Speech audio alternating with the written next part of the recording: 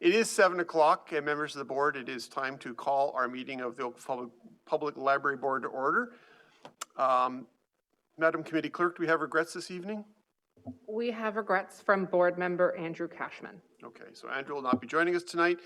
Members of the board, do we have any declarations of pecuniary interest to declare this evening? I'm not seeing any, so we'll move along. Our first matter of business is the confirmation of the previous minutes of meetings. We have our board meeting on July 22nd, our confidential session on July 22nd, as well as our special meeting on August 26th, which was the meeting we dealt with the strategic plan. Thank you. I forgot those words. Could I get a motion to approve those, please, if you wouldn't mind? Thank you, Janet. Seconded by Susan. Thank you. Any comments, questions, errors, or omissions? Not seeing any. Is there any objection to the approval of the minutes as circulated? There are no objections. Those are approved. Members of the board, we have 4 items on our consent agenda. Status of outstanding board reports, Oakville Public Library Board key agenda items, health and safety report, and performance and measures report, Q2. Would anybody like to separate any of those items, or are you satisfied with the recommendations? Janet? I have questions on 4.3 and 4.4. Okay, so let's just, does anybody have anything on 4.1? 4.2? Okay, 4.3. Go ahead, Janet. So just on health and safety, so congratulations, a good performance.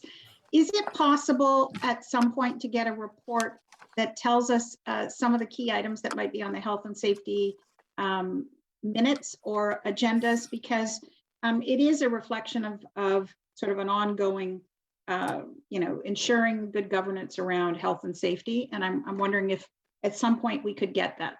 So you're talking about what's on the agenda of the Joint Health and Safety Committee? Yeah, sort of what are the key issues that Sure. are being addressed or resolved through the Health and Safety Committee? I'm not looking for huge amounts of detail, but I do think it would be beneficial for us to understand what is getting raised and resolved at that level. No, for sure. We can put it in October's report. Thank you.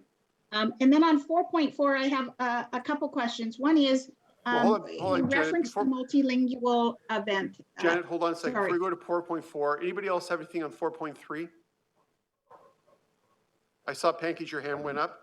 Yeah, not so much on the reports, Mr. Chair, but while I can hear you fine, you're coming across as very distorted. Maybe I haven't had almost enough. Like you've got your wah-wah pedal on. I'm gonna move the mic a little closer. How's that? Any better? No, it's still a little bit distorted. I don't know if others are hearing the same, but I am. Huh.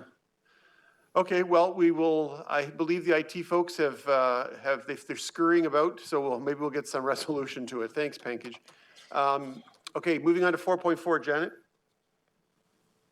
So I had a couple questions. One is, on the report, can at some point we get, when we launch the website, the new website, and what the traffic is now versus what it was previously as a comparator? Sure. So this is Q2. So it ends June 30th. And so the new website had only been up a week. So starting in Q3, we'll definitely have that included. Okay. I just think it would be good to see, from a performance perspective, all the energy that went into it, if those metrics play out. Yep. And then you had also mentioned about you made a reference to the multilingual event that occurred and it got waitlisted. And I was curious because, first of all, it's great. It's obviously something people wanted. Did we schedule another one, or how do you deal with that just in terms of a program that's in hot demand? So that's my question. Did you reschedule? Do you add another one? What do you do? I don't think we add another one. I know they take it into account for the next session where they might then plan to host more than one. But normally we kind of like structure them. I think we're doing it by month right now. We used to do it by season, but we've shortened that up. So I can check back with Danica Bernard, the manager of programs, and get back to you in a follow-up email about exactly how that's used. It's just, it speaks to, we keep talking about inclusivity and being more multicultural, and if it's, I mean, I guess my natural inclination would be, then let's do more of that if Right. that's on the hot list. Yeah. And those were my questions. Thank you for letting me ask them. Thanks, Janet. Anything further on 4.4? Would you mind, Janet, giving me a motion to approve the recommendations on 4.1 through 4.4? Thank you. Seconded. Thank you. Seconded by? Thank you, Pankaj. Any comments, questions, errors, or omissions? Any objection to the approval? Those are approved. Thank you. The next matter is, we have nothing on the confidential consent agenda. We do have confidential items later on in discussion. The first matter of business on our discussion agenda is mandatory COVID-19 vaccination policy. I do want to let the board know that we have legal counsel present. So if you wish to go in closed session to ask questions of legal counsel, we are able to do that.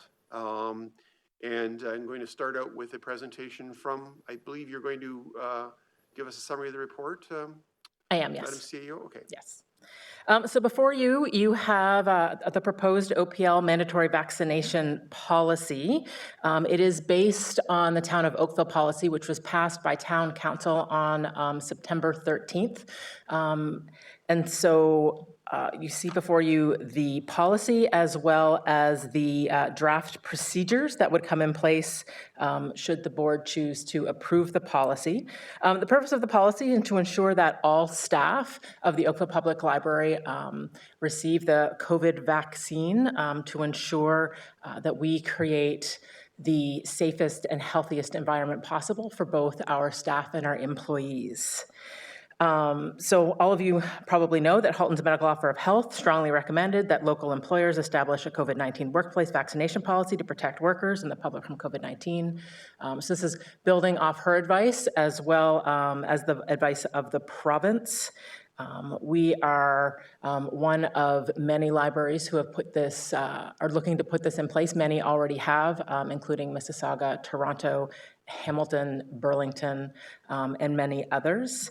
I'm not necessarily going to go through the policy in detail unless you would like me to. I will speak to some of the proposed timelines. We're again basing it on the town timeline. So for those of you who are familiar with that, only with a 7-day or 10-day delay. Because they passed theirs on the 13th and we're the 23rd. So should this be passed, staff would be required to provide proof of vaccination by September 30th, using the same system that the town is using to ensure high levels of privacy for that information. They would also be allowed to submit requests for accommodation leading up to the 30th as well. Anybody who is not fully vaccinated, as per the definition, which is having received 2 doses plus 14 days, by September 30th, will be required to submit to rapid testing during the interim phase of September 30th and November 10th. There is that time frame does allow for somebody who has not had any of their doses to receive both doses plus the 14 days and be fully vaccinated as per the definition in the policy by November 10th. Anyone who is unvaccinated as of November 10th will be placed on unpaid leave unless they have already have an approved accommodation plan in place. So those are the rough timelines, recognizing that there may be individual circumstances in there that we may have to look at, but that is the organizational view for that. The policy before you does cover staff as well as volunteers and contractors. You would have noticed that we're only bringing the staff procedure before you. We are working in conjunction with the town for the procedures for volunteers and for contractors. Town purchasing has really taken the lead, particularly for the contractors, reviewing all our existing contracts, seeing what's possible, what's not possible, how we can kind of embed this in our contracts moving forward. So I'll provide updates to board on the procedures for contractors moving forward, as well as volunteers. I will also highlight that under the town policy, the town appoints volunteer boards, of which the OPL board is one. So I do know that town and clerks are working on information for local boards, such as the library board, about how they'll be impacted and their timelines, because they will fall under the mandatory vaccination policy of the town. I also just wanted to point out, also in the report, is that on Wednesday, the provincial proof of vaccination program came into place. Public libraries are exempt from that program, so we are not requiring proof of vaccination at the door. We are requiring proof of vaccination for room rentals because it is a called out setting under the regulations. We are also offering free printing services for anyone requiring to print their vaccination certificate. We are looking at getting laminators in place in order to assist with that, recognizing that those vaccine certificates are probably going to get some good use over the next little bit. And again, I've heard from a number of my colleagues throughout the province that we're seeing really high demand of people coming in needing assistance to access the Ontario Health Portal to be able to download their certificate. So we're providing support where we can for that. And we'll continue to do that when the provincial QR code system comes in place on October 22nd. In fact, we just had the region reach out to us because they're getting inundated with calls about, can you help me do this? Where can I print this? And so they now have our information. They'll be able to provide it to any Oakville residents that need assistance. So we're quite proud to take the lead with assisting our residents with those steps. So beyond that, I am happy to take questions on the policy. And as Jeff mentioned, we do have legal counsel present as well.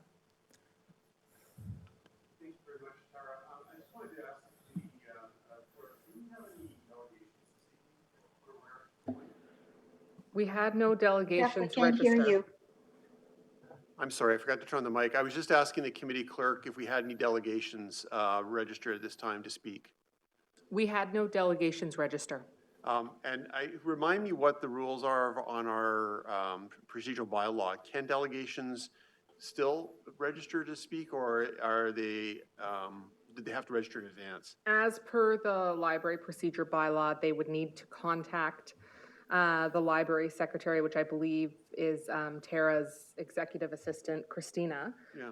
and express interest in the matter in which they wish to speak to. And then it gets put to Tara, and then it comes to me, and they get approved to speak to their matter. But it is something that they would be required to register in advance for. Okay.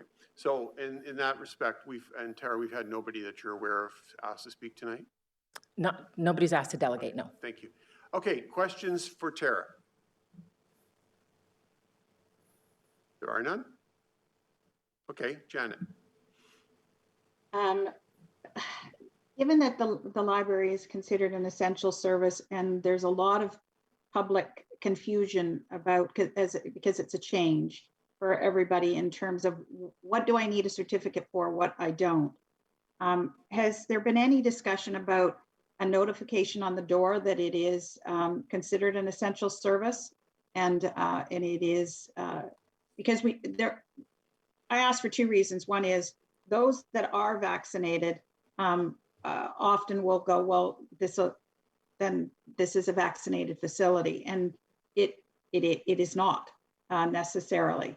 So has there been any discussion with your team about how you handle that? Do we, across other libraries, are they putting a note up just clarifying what the circumstances are for the public library?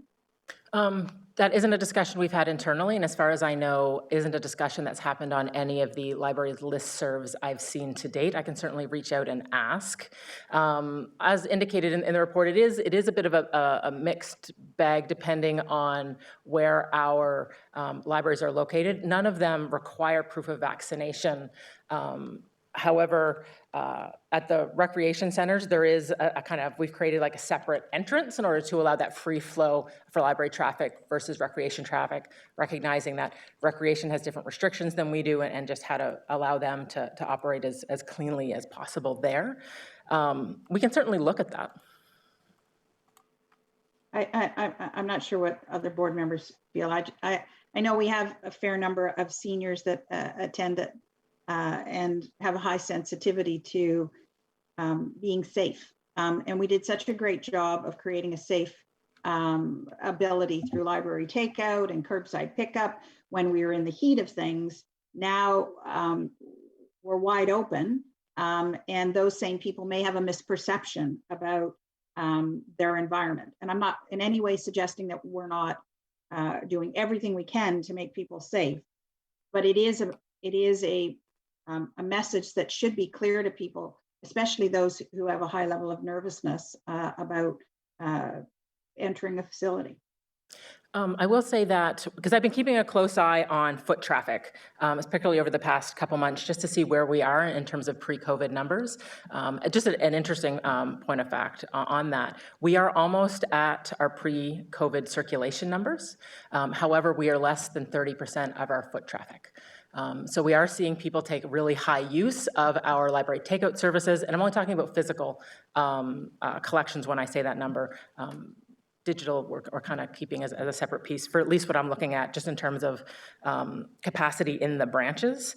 So those are things that the grab-and-go bags, the library takeout, Joe and I can definitely put together. We have put it through social that we don't require, but we can also continue to push that we offer options, no matter what your comfort level is, to ensure that you can access library services as needed. So we can do a combination of those types of things out there, just to make sure that everybody finds what feels best for them.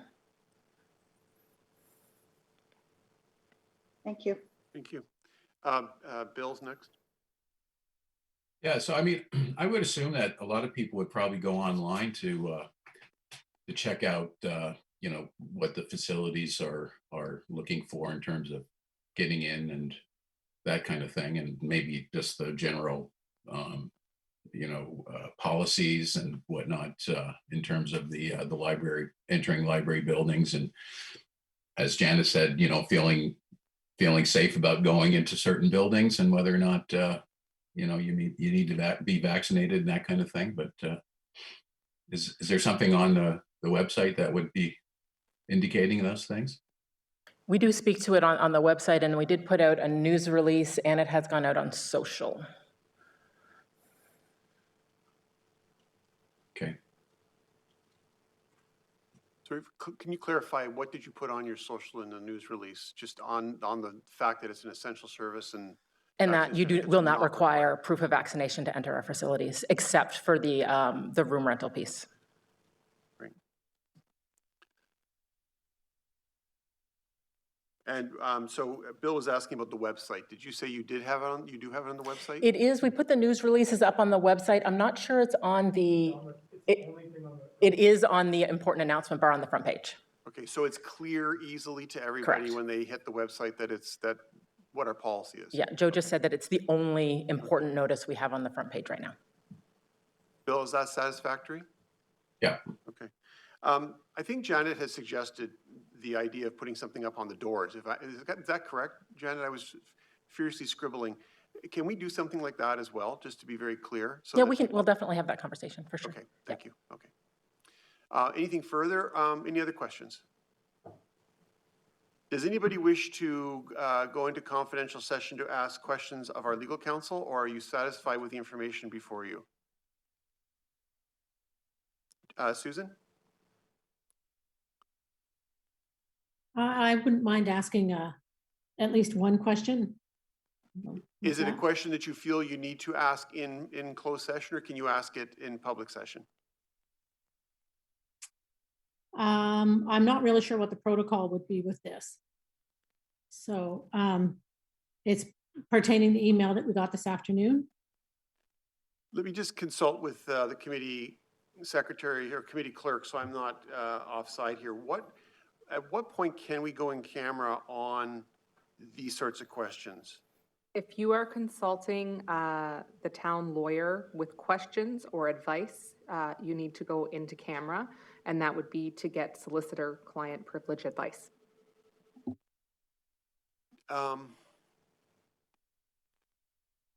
So we can't take legal advice in public session. I would advise. You might want to ask Nadia that question. Let's, against actually, it, let's but- ask, let's but ask the check with council. Nadia. Yeah, Nadia, can you just, I don't want to go in closed session if I don't have to on this, and I think for transparency, whatever we can ask in public is good. So can you give us some advice, please? Oh, by the way, members of council, Nadia Chandra is one of our legal minds here at the town. She's one of our legal staff with the town of Oakville. I don't know if we've met her in this context before, but she's really on top of this topic and advised council quite well when we were making our decision. Nadia? Thank you, Mr. Chair and members. If you wish to have me provide you with some advice, legal advice, then I would recommend that you do so in camera. Okay. I can make some statements in public if that's of assistance to you. Just to reiterate, with respect to the report that's before you this evening, all employers have a legal duty under the Occupational Health and Safety Act to take every precaution reasonable in the circumstances for the protection of workers. The policy that's before you responds to the directives of the province as well as the Halton Medical Officer of Health, and it considers all Canadian and Ontario legislation regarding health and safety, privacy issues, medical consent, the criminal code, the charter, and all other relevant statutes. I would also note that there's some very good information available, publicly available on the Ontario Human Rights Commission website, and they do take the position that mandatory vaccination policies to protect people at work are generally permissible so long as you provide reasonable accommodation under the Human Rights Code. So I think that I don't know if I've answered your question, Susan, but I did review the email and I hope Yes, you that's have. of assistance. Nope, that's what I needed. Thank you very much. Thanks, Susan. That was Are there any other questions for Nadia while we have her here? Okay, I have one, and it might be just a little bit off the wall, but we keep reading this in the correspondence from various people that are opposed to vaccination policies or generally vaccinations at all. And they refer to the legality under the Nuremberg Code. And that keeps getting thrown around. I've received it in several letters. I've even had people theoretically serving me with notice under the Nuremberg Code of pending litigation. Are you able to respond to that at all? For you, Mr. Chair, I would just reiterate that the policy does consider all relevant statutes and legislation, including the Nuremberg Code. And if there's specific questions about the legal advice that was provided to the town, I would have to do so in camera. No, I think you just answered my question, so thank you very much. That was exactly what I needed to hear. Thank you. Members of the board, let's come back to you again. Do you have any further questions for Tara or for Nadia? And I should maybe ask Colleen, do you have any further comment that you want to add, or have we had sufficient briefing at this juncture?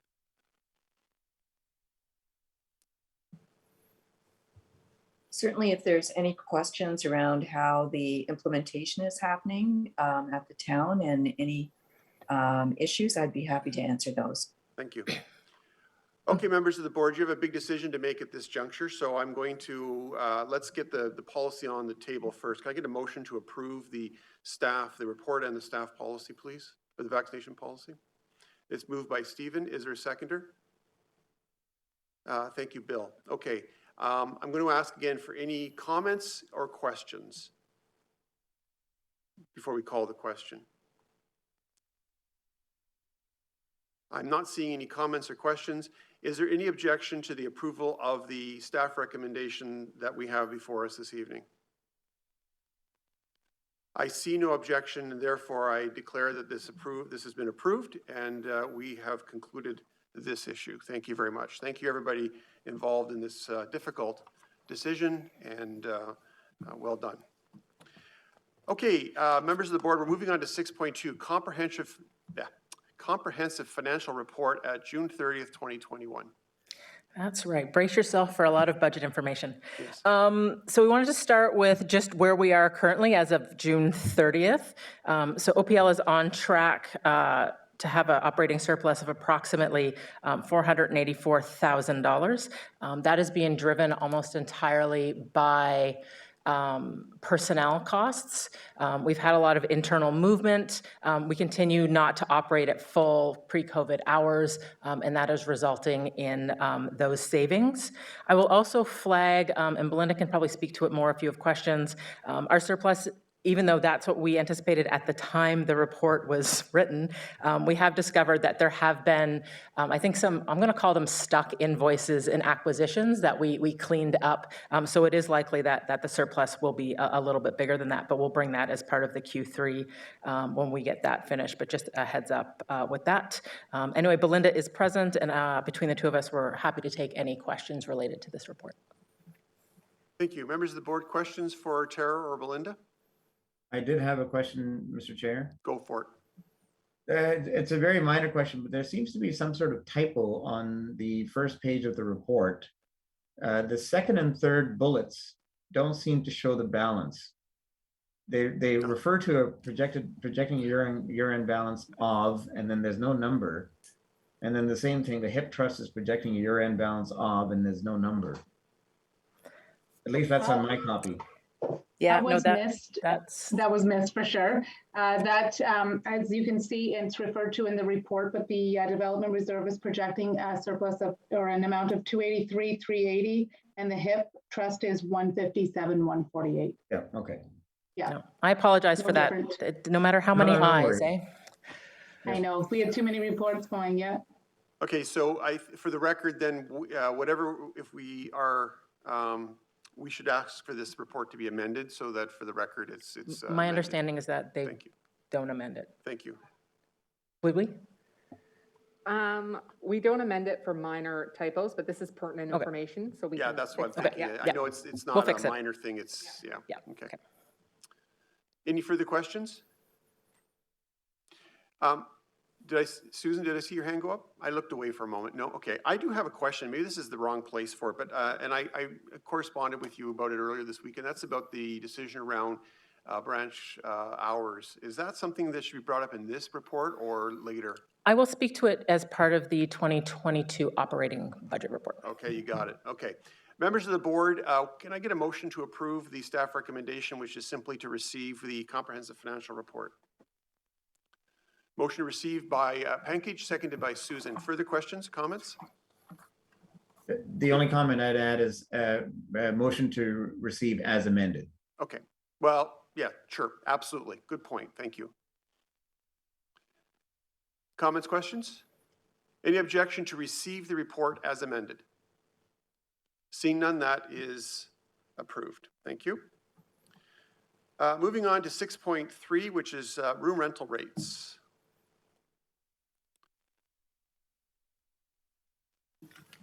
Does anybody wish to have a presentation on this? Do you have any questions, or is this sufficient information? Good evening, everybody. Hello. Janet, go ahead. Would you like a report on this, or do you have a question? I just have some questions. Okay. Go for it. So I note that there's a higher usage for not-for-profit, but I'm wondering, and it may be Colleen that has to give us this information. So I'm curious because we differentiate between what the town's rental rates are versus the library's rental rates.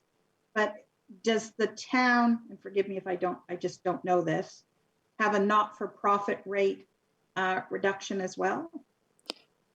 So if I can just answer the first part, and then Colleen could take it from here. From the research that I've done and what I put in the report is that the town offers at least a QEP from the research that we've done, what they call the cultural rate, which appears to be given to nonprofits, community groups, and so on.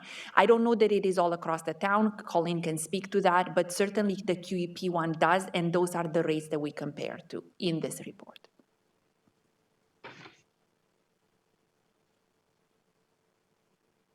Does that answer your question, Janet, or I guess we can hear from Colleen as well? I just, so I can appreciate QE because I do remember years ago, and Susan probably was in the midst of it, there was a whole battle around what are you charging to use a room within QE? It's not that I guess my question is the differentiation between when the town gives a reduced rate and the library gives a reduced rate. I just want to make sure that there's some level of consistency. I mean, a not-for-profit, when a not-for-profit is getting a preferred rate, does that occur at the town? Because clearly this is suggesting that we continue that pattern. I think Colleen's going to answer that question for you. Non-for-profits that are core definitely get preferred rates, so that they get a subsidized rate. And is it within the benchmark of what we're seeing with OPL? Yes, OPL has been great about cross-referencing against town rates. I agree with Simona's comment that the cultural rate would be the most appropriate one, given the nature of the work that service that the library provides. Okay, thank you. Those were my questions. Thank you. Anything further on this report? So it is on page 61 in the appendix. The second chart outlines the rates that are provided, at least at QEP, for what they call cultural members. So those would be those nonprofit rates. And that's why the report compares our nonprofit rates with those rates, which the language is not the same, but seems to be the closest comparator. Okay. Janet, are you satisfied? Sure. I saw all the charts in the QE. I was curious across all of the town, but I've got the information I need. Thank you. Anything further on this particular report? Can I get a motion to approve, please? And the action on this one is to receive. Move to receive. So anybody, please? Thank you, Susan. Seconded by Bill. Thank you very much. Last chance for comments or questions. Objections? Carried. Thank you. Okay, the main event tonight, the 2022 Oakville Public Library operating budget. I see that we have Jonathan's on the line. I brought the whole finance team. Tara, you're going to, actually, we're getting several people on the line.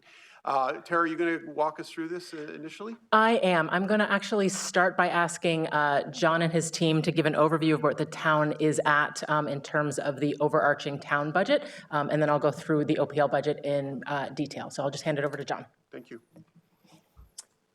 Good evening, everybody. It's nice to be in front of you all again and have a chance to chat with you, this time about the budget. We're joined tonight by Dalabar Zankovici, who is our manager of financial planning here at the town. And we're also joined by Belinda Wiersma, who you know Belinda very well. She was just speaking a few minutes ago. And like Tara said, Dalabar is going to touch on a couple of the items that we're dealing with at the town, some of the key dates and things like that. And then Tara can take it away on all the library details. And then we'll stay here as well to answer any questions that you might have or any issues that might come up and go from there. So without further ado, Dalabar, you can take it away. Okay, thanks, John, and good evening, everyone. Through you, Mr. Chair, it's a pleasure to provide everyone with a brief update on the 2022 budget process. So as of today, all the town programs, including the library, have submitted their requested 2022 operating budgets and the 10-year capital forecast. Next, we're scheduled to meet with the executive management team, or EMT, over the coming 2 weeks to review the budget submissions. On the operating budget, various programs, including the library, have identified COVID impacts in their 2022 budget submissions. And as we meet with EMT, we will be working on a strategy to mitigate the COVID impacts in order to keep the overall property tax increase in line with inflation at 2%. On the 10-year capital forecast, we will work to ensure that key initiatives and capital projects are prioritized based on council's strategic plan refresh, areas of focus, and through the asset management framework. The forecast will also be prioritized based on timing considerations, resources, and financial affordability. and all of which will be reflected in the final budget documents. And in terms of budget timelines, we expect that ENT will sign off on the 2022 operating budget and the 10-year capital forecast on October the 7th. Following that, the budget documents will be prepared and released on November the 16th. Another key date that I should mention is the final budget committee meeting, which is on December 14th for deliberations. And then council approval is on December the 20th. So thank you for your time, and I hope that this brief update helped to outline where we're at and the next steps in the budget process. No, thanks, Delabar. Before I jump into the details of the operating budget, I will just remind the board that we've changed up how we bring our budgets to the board over the past number of years. It used to be that we used to bring the budget for approval in September. However, we're trying to do a better job of aligning with the town. So we're bringing we talk about the budget drivers in July, trying to get a sense of what is gonna really be the big drivers for the budget and be able to present to the board. Kind of do our first draft in September, take board feedback and direction, and then in consultation with the town, bring a final budget for approval at the October board meeting. So this is for feedback and looking for board direction on some various areas, which you've no doubt noticed. So back in July, we talked about the budget driver report, and it was at that time that we thought, taking everything into account, we were looking at a 5.62 increase to meet all the budget requirements at that time.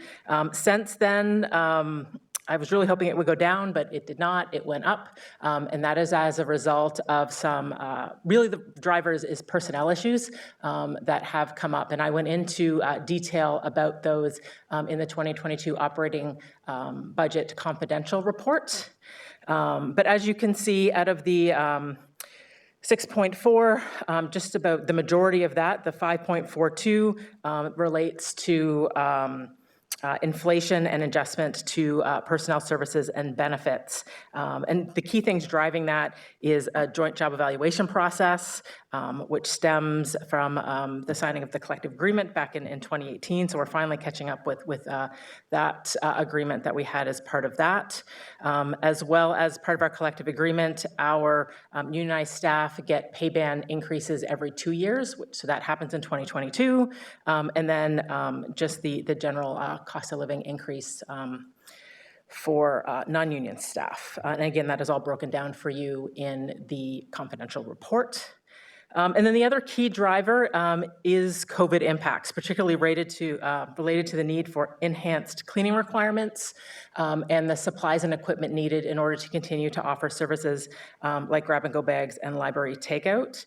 As Dalabar kind of indicated, the town continues to look at different options for that. So there is the potential that the 1.55 may not come out of the tax levy, but again, that is something that the town is looking at, and we'll be able to bring more information about coming in October, but that may impact or not impact our budget depending on what ends up being town direction for that. Understanding from July that the board had requested that we look at mitigation measures to bring the budget in line with inflation, which is the 2%.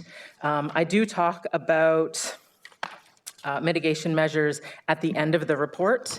As Jeff indicated a couple minutes ago, he did reach out to me a bit earlier asking about a return to pre-COVID hours. I know that it has been an area of frustration for our users that we remain closed, particularly on Sunday and Monday. And that kind of evolved over the past 18 months. When we first reopened after that initial closure in March of 2020, we reopened 3 days a week. We didn't open necessarily at all branches. And then from there, as the various reopening plans come in and out, we added in hours where we thought we could, based on the staff that we had at the time. We have lost a number of staff for various reasons over the past 18 months.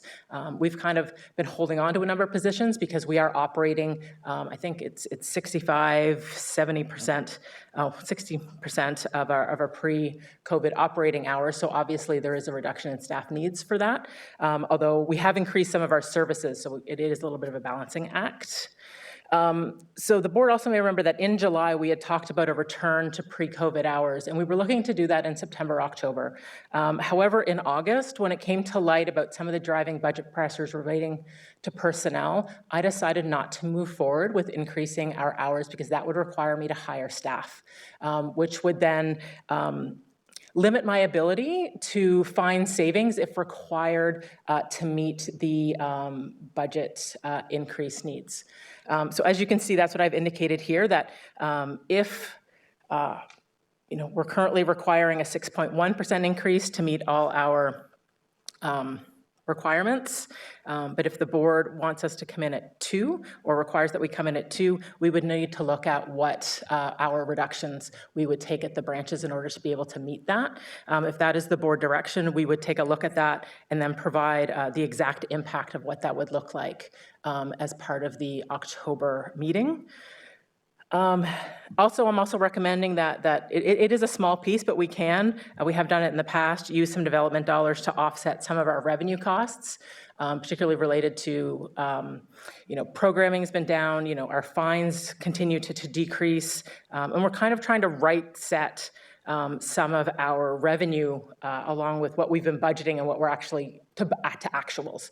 So we could cover some of those pieces there. I know Joe and his team have been working really, really hard, and they came back for a presentation, and we've got some really interesting things happening on the development side that I'm excited to bring to you a bit later in the year.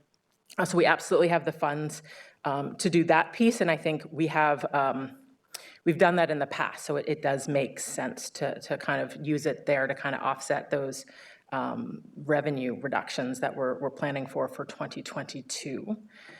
I also want to mention that as part of the room rental report, one of the things that we did say that we could do is that we could keep the nonprofit rate the same in order to support those nonprofits in the community, but we could look at matching the profit rate of the town, which would increase our rental costs for profit and may help increase some revenue. So that's an option that we could look at as well that we kind of laid out in the room rental. So the finance team is here to answer any questions. I am happy to take any questions, both on this, and I'm not sure if anybody has any questions about the confidential report, but we can figure that out. Members of the board, questions for the team? Pankage? Just, I guess, far be it for me to say that the town's increase should be higher, but Dalibor and Jonathan, inflation is running a lot higher than 2% these days. And, has the town grappled with that at all? I mean, I'm sure you're facing cost pressures from all kinds of areas. I know in my job, we're struggling with the same thing on the utility side. Any thoughts on that? Through you, Chair, Noel. It's a good question, Pankaj. We were actually talking today, Commissioner Sully and myself were meeting with Chair Adams of the Budget Committee, and it did come up in conversation. For the time being, we are leaving it at 2% because that is what we have talked to council about. That's what they have they've seen already. So until we see a more stable number for the long term, it's really hard to change that, but it's certainly been part of our conversation. Absolutely. And then, Mr. Chair, I had a second question, more for Tara maybe. On page 4 of 5, I was just struck by under internal charges, they're going up by 25,000 because you've taken over some services in-house. Why would you do that if it's more expensive to do it in-house? Why wouldn't you keep it as an outsourced service? No, that's actually, we're bringing it in-house. So we've requested that Chris Mark's team at Parks and Open Spaces take over the maintenance of White Oaks. Right now that's No, I understand that, Tara. What I'm saying is it's costing more to do it in-house. now. No. Yes, But Belinda, do you the want to? text reads, internal charges have increased by $25,000 as Parks and Open Space will take over the outdoor maintenance. So it costs us The $25. internal charges have Hold on, increased, but contracted services have decreased. That probably isn't touched on as clearly in there, but it is basically, it is savings for the library overall because of the fact that we are moving it in-house. It would have been a bigger increase in contracted services. Okay, thank you for that, because I had read it as net, your costs are going up because you took the service in-house. Oh, yeah, no. It wasn't clear. Yeah, no, that, Okay. we'll fix that in the future, but it really, it's a great thing. Actually, we're really excited about that. Okay, thanks, Pankaj. Next up Apologies. is Bill. Yeah, I just had a question. Some of these, there's so many different percentages here, and I just maybe I'm missing something. But so at one point, there's a paragraph where you talk about the OPL's requested 4.78% increase, excluding COVID, and then we're talking about the operating budget increasing by 6.4%, and then excluding the impact of COVID, 5.1%. And I was just wondering, is that because is the town is potentially looking at the budget increase excluding COVID, or I don't know, there's just so many percentages. There is that option, and again, John can speak more to that, or Dalabar, but that is the option that they're looking at, is whether or not the COVID increases, not just at the library, but across the town, will be covered as part of the tax levy, or whether or not that'll be covered through another means at the town. And you're right, there are numerous ones. I just want to show the board the different options. So at its core, right now, the library needs a 6.1% increase. If by chance our COVID impacts get removed, then it comes down. Also recognizing that there are capital impacts, so those capital impacts to operating have technically already been approved.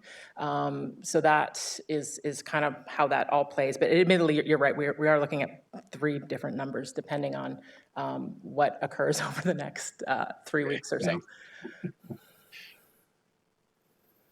Do you want me to talk to the town portion as well? Sure. Yes, please. So one of the things that we need to figure out as a town is what is our overall COVID strategy. So last year, the town, we utilized a number of different tools and a number of different ways to mitigate the effects of COVID. So as we go through our budget process, we need to make sure we're comfortable with our strategy. And we means finance, it means EMT, it means council as well. And so that's kind of, we have to figure that out as we go through all of that analysis. And the library would be part of that in some level. And that's why Tara's giving you kind of 2 different numbers, because COVID is an outlier. We, in our budget reports, we do kind of have a pre-COVID number and a plus COVID number and things like that. So hopefully that helps a little bit. It does make this challenging, I recognize, and that because the budget at the town is still in flux. Has that answered all your questions, Bill? Thank you. Next up is Janet. Thank you. So I have a few questions. One is, I had the same question as Pankaj about why we would spend more money, but that's now clear. From a Parks, Recreation, and Culture perspective, maybe Colleen can speak to it, or Jonathan, but are they coming in at a budget in and around 2%, save and except COVID, or where will they be at? Actually, I don't know if Colleen's there, but Dalabar, you might know that number better than I would. Colleen, are you comfortable with us answering, or do you want to take it first? That's your area. I'm fine with you answering, because we know that particularly the parks budget is still in a bit of flux. Yeah. So I guess what my caveat would be before Dalabar speaks is, this is, like Tara, this is a work in progress. I'm just going to bring in front of me a spreadsheet where I can see what their increases are. So again, with that caveat in mind, Recreation and Culture is showing a decrease, in fact, at this time. Parks is a 4% increase. And my apologies, what was the other one that you had asked about? Yeah, those were them. Those are Okay. the ones, okay. Thank you. So I guess my other kind of comment is, can you, you had said if you could, you referenced you could come back in October about operating hours and the cost of that. I, as one board member, would like to understand more the cost of different options around operating hours and have a fulsome discussion about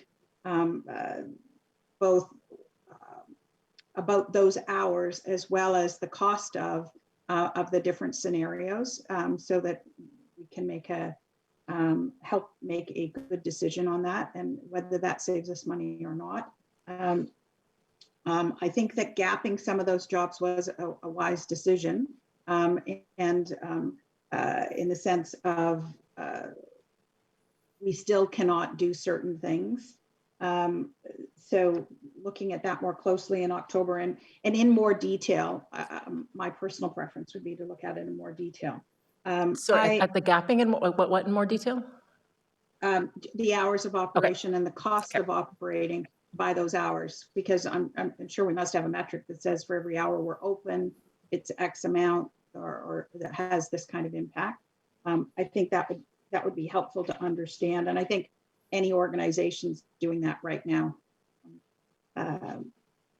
In terms of the questions that you had around using development fees, you know, I have to admit that to me, I was a little nervous about that because people have contributed with some direction. So maybe I'm misunderstanding, but are you saying those are funds that are not governed by an agreement that we would spend the money in a certain area, that it's an open I don't know, development, the parts of the development fund don't have commitments to them for certain purchases? Yeah, the majority of our development funds have no caveat. Okay. Okay. All right. And just to jump in that, because I understand, the way we're viewing it is that by allowing us to bridge you know, again, it supports us going fine-free. It supports the reduction in revenue for programs because we've moved to virtual. So in essence, it actually is allowing us to increase our reach and support our access into the community. So I do think that development dollars is an appropriate use for this particular thing at this time. I'm not suggesting we do it long-term.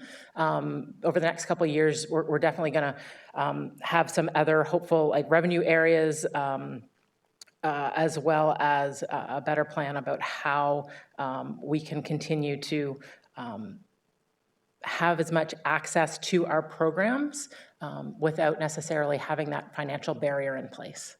And this helps get us there.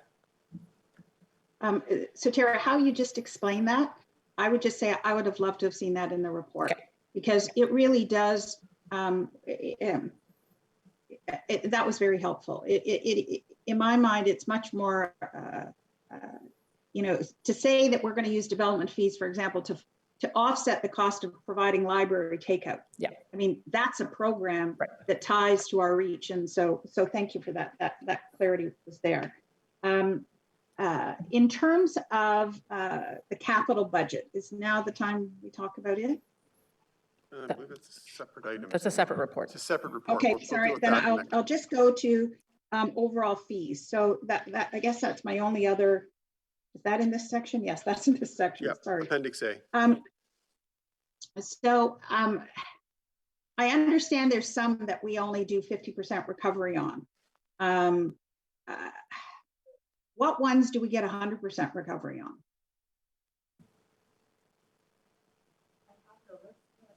Yeah, just give me 1 sec.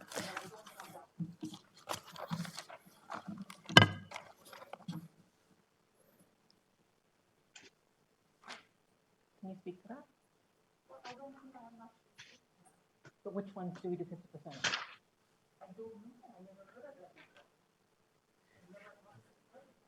So Janet, can you just give me some, because I'm not sure what you mean by 50% recovery. Okay, so I'm sorry, I took apart my book and I shouldn't have done that. So we get fees and fines, But when we run programs, and maybe so I'm on page 65. So it was under the fines and fees area. So maybe the chair will give me some latitude here, but on page 65, it talks about the room rentals, et cetera, but it also talks about programming. And it sparked me to go, so when we run our programs, how many of them are we running at 50% recovery and how many are we running at 100% recovery? And I'm not suggesting we shouldn't run some at 50% recovery. We may need to run some, as a loss leader type thing, but do we know that as a board? Do we know what programs we don't recover our costs?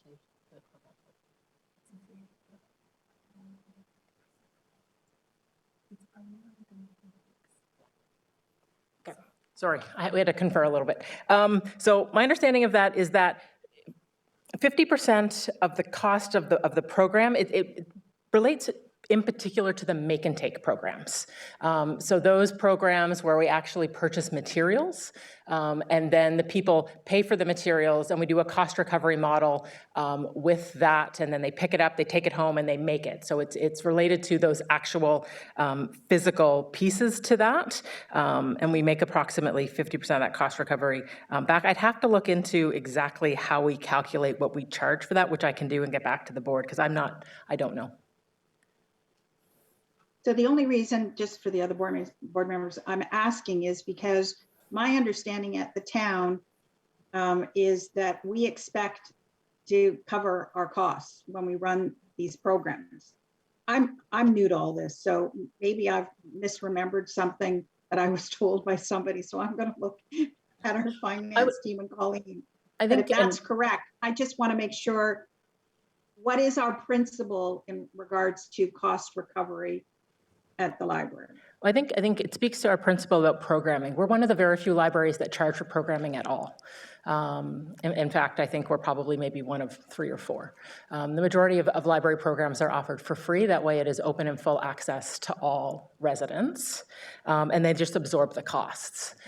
We have been adjusting our program fees over the past little while in order to ensure that we are allowing access, because that was one of the big things that we heard a number of years ago, is that it wasn't fair because our costs were so expensive. I mean, we were charging over $100 for a book club, which isn't appropriate, and then won't allow people access to it. And book clubs are a core library program. So we're trying to find balance where, cost recovery for materials makes sense, but not necessarily access to the program itself. A lot of our programs deal with newcomers or finding jobs. These aren't appropriate programs for us to charge for. I would argue that we have a different operating model than Rec and Culture, and that fundamentally we offer programs. We have actually worked with Rec and Culture much better over the past couple of years. We've had a lot of conversations about, particularly, things around QE Park and how we can help actually drive business to recreation, because people feel very comfortable coming to the library and taking a 2-hour free course on 3D printing or digital modeling. And then we point out that if they're really interested in it, there's these paid courses at Recreation that kind of take it to that next level. People are just more comfortable coming into the library to try new things. We definitely encourage that. And we're not experts, so we don't like to charge like we are experts. We do a lot of these things with our existing staff. We don't bring in experts and artists the way that the Recreation and Culture team does. So I just think you can't necessarily compare them as apples to apples. And I think it just speaks to the library and how we want to be able to impact our community and providing open, equitable access to all our services the best we can. So thank you for that explanation. I do think there is some programs that we could do cost recovery on, and I just would like to sort of say you can't just take, just as I can't take one brush and say, well, all of these should be cost recovery. I don't think you can take one brush and say, there shouldn't be cost recovery because that's an equity issue or an accessibility issue. There are some programs that are just a premium that you offer, and if people would like the opportunity to attend. It should cost, we should recover our costs. A newcomer, probably not. So I just, again, it's a large budget. It is a huge investment that the taxpayer makes in the services. I'm just wanting us to make sure we think through some of those principles that drive the cost recovery. That's why I was asking. But I got my answer, so thanks very much. Thank you. Thank you, Janet. That's all I have on my speakers list so far. Anything further? I don't see anything. Is there any, so you're looking for feedback as well? Correct. Is there any specific feedback other than what has already been provided in terms of the content of this operating budget? I know the feedback from me, Tara's probably already figured out, is I don't really want to be closed 2 days a week. So I'd like to see if there's a way we can somehow mitigate that, at least one of those 2 days. But is there any other feedback we want to provide to staff as they go forward to work on this budget? I'm not seeing any, so I'll look for a motion to receive the report and the feedback. Thank you, Pankage. Seconded by Susan. Thank you very much. Last chance for comments or questions. Seeing none, that is approved. Let's move on to the capital side of our budget with report number 6.5. Sure. Before I jump into the capital budget, I think I'd be remiss by not highlighting to the board how instrumental the finance team, John Delabar and Belinda, are to me and my team on a daily basis. And we work really closely with them in preparation of all our budget. And I'd just like to publicly thank them for the work that they do and their tireless ability to answer my endless questions. So thank you. So as you see before you is the 2022 OPL Capital Budget. We are bringing forward 6 capital projects for you. We've also provided an updated 10-year capital. You can see some exciting things are in the hopper coming up. We're requesting, for 2022, we're requesting just over $200,000 as part of the Central Library accessibility renovation. In 2020 and 2021, Facilities and Construction Management did accessibility audits of the majority of town facilities, libraries included. Unsurprising, I think, to the board, Central came up as #1 as having some significant accessibility deficiencies. And so we are asking, as part of the 2022, the $200,000 in order to be able to get in the process to do the study and an estimated, what is it, sorry? I can't remember off the top of my head.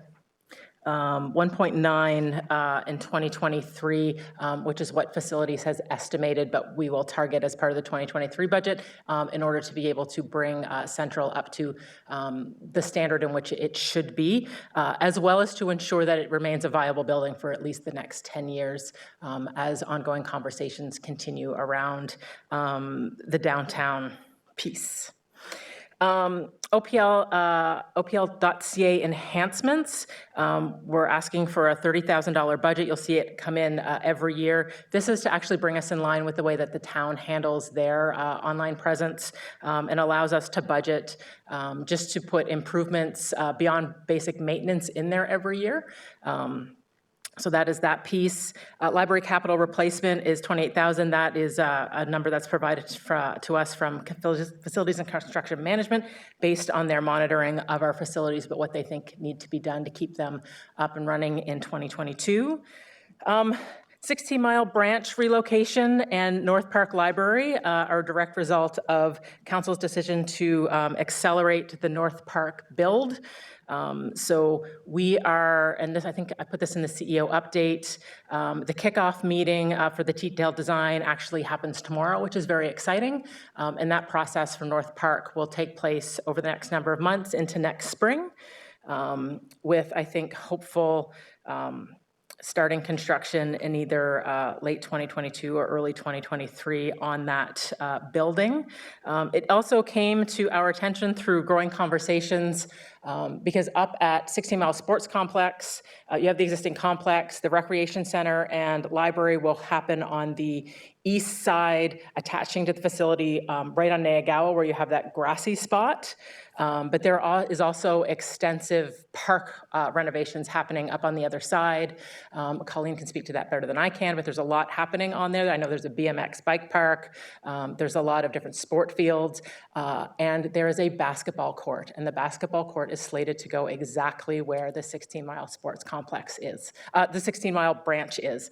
And just due to some land leveling and some other issues that have come up, we need to relocate the 16 Mile Sports Complex by September of our 16 Mile branch by September of next year is the timeline that we're working on. So just indicating that we are still looking at a number of different sites, but based on that information, Facilities Construction Management provided us with an estimate of $2.5 million to move that branch and put it in a new location and then set it up, because it is dependent on whether or not there are services in that area, what kind of groundwork, parking, sidewalks, all those types of pieces. We are working on a couple non-traditional ideas. We're just fleshing them out a bit more, and then we'll bring them to the board for further discussion. But that's just what that is. And then North Park, I think it's a 16.5 square foot facility, so it's quite significant. We're very excited about it.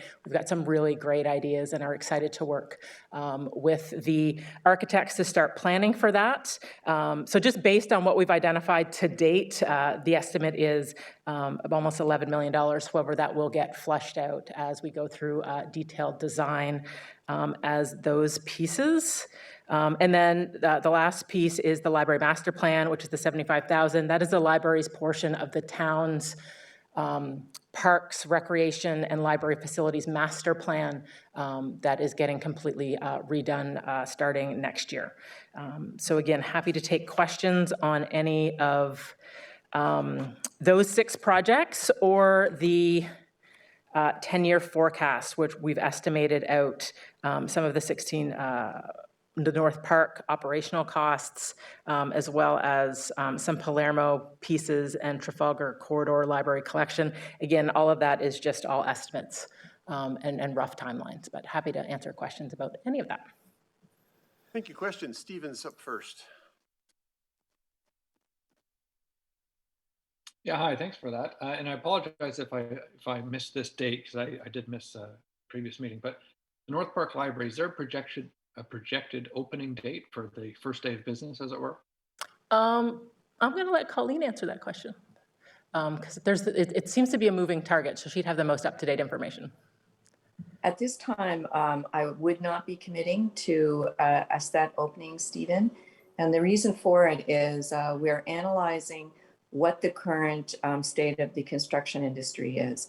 We are beginning to experience regular delays with different types of product that are taking double the length of time to arrive, and it's all COVID related. So to give you a small example of what we experienced earlier in the pandemic, we had a situation at Oakville Trafalgar Community Center where the whole center was ready to go except for the pool.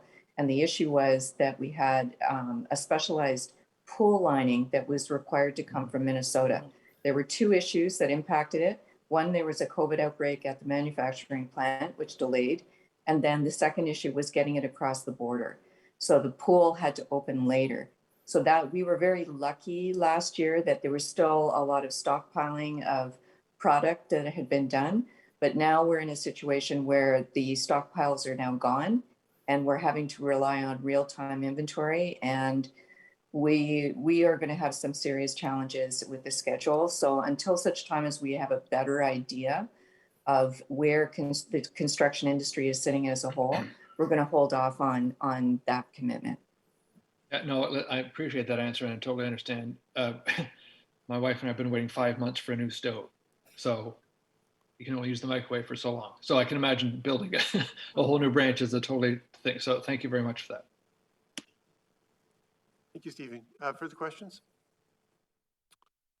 Pankaj. Mr. Chair, I know Janet also had some questions. So if you'd like to go first, Janet, that's fine. No, Thank you, Pankaj. So my questions are some generic ones first. Is any of the North Park library costs DCable, covered by development charges?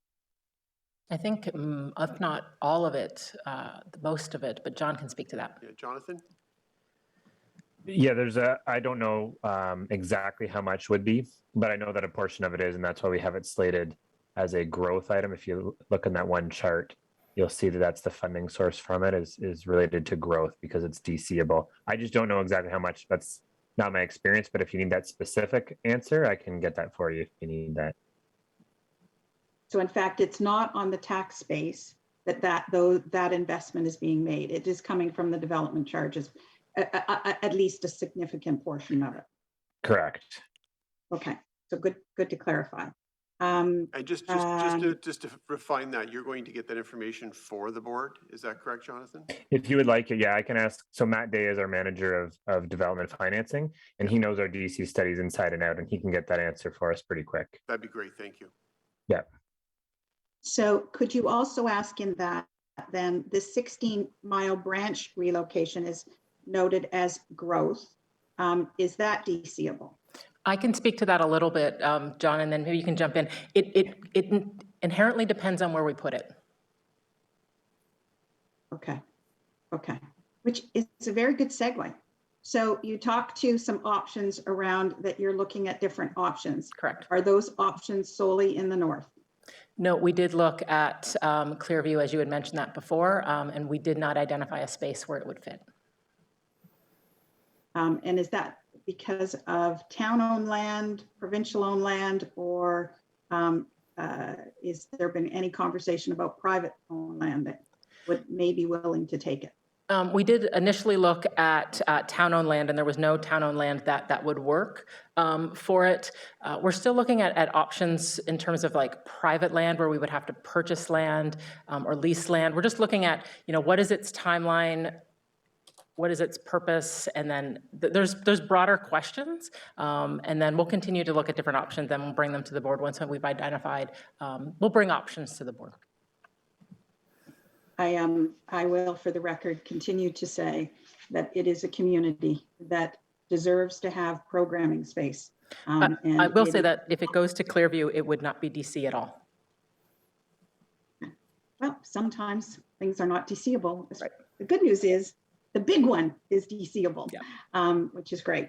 My next question is around the $2 million that would be spent potentially on the central branch. Is it possible to get that broken down in terms of what our absolute must-haves that have to get done? I'm quite concerned, as is my council colleague, Dave Giddings, around a $2 million investment in Central when there is an unknown around the cultural hub and how that could be facilitated. That's a significant amount of money to put into something that could very well see a change much sooner than 10 years from now. And I may be missing a piece of the puzzle, but I would love to have that conversation about how does that fit into a cultural hub investment that the town would make. Because Colleen, $100,000, I wouldn't be talking to you about it, but right. We're talking about $2 million. Yeah, I will say that is, I can break it down for you, but that is some of the bare minimum. What we would like to do at Central, we removed the majority of it to it. So this has a lot to make it accessible. It does bring the bathrooms up to the top floor, but that's mostly related to the fact that our elevator continues to be a challenge. We looked at replacing the elevator. Chair Nora had asked us to look at replacing the elevator, but that is not possible in the existing building. So our option was then to bring bathrooms up to the upper floor. And that it's really the bathrooms and making everything just accessible, because right now our bathrooms aren't accessible, and there are a number of areas that people with any kind of wheelchair or assisted movement just can't access at Central. But we can break it down in more detail, but just to give you a summary, that's pretty broken down already. So due diligence has been done on the elevator and it is for sure not repairable? Well, it's not that it's not Or replaced? repairable. There's nothing wrong with it, except for the fact that we do get complaints from users if they're in a motorized chair. It's like a 26-point turn to get in and out. So it isn't overly accessible. And the bathrooms for us are on the second floor. So irregardless of where they're coming from, the bottom or the top, in order for them to access the bathrooms, they need to get in an elevator. And we did ask FCM to look at it, and there is no way to enlarge that elevator in that current building. So our option for that is to put bathrooms up on the top floor, which we've been looking to do been on our wish list for a number of years, and I think would actually serve us much better than where they are right now. Okay, thank you for clarifying that. Those are my questions. Thank you, Janet. Further questions? Yeah, Mr. Chair, I just wanted to follow up a little bit on the relocation cost, the 2.5 million. I think Tara, you mentioned that because of the acceleration of North Park, that's where the basketball court is going. And of course, I will add a bit of a disclaimer to my remarks because there is a note of selfishness coming in here. I imagine that the basketball courts are multi-purpose courts, so they'll include pickleball. At least we're very hopeful that they will include indoor pickleball. Because we know now that the outdoor is not going to happen, and there's a whole bunch of people very disappointed.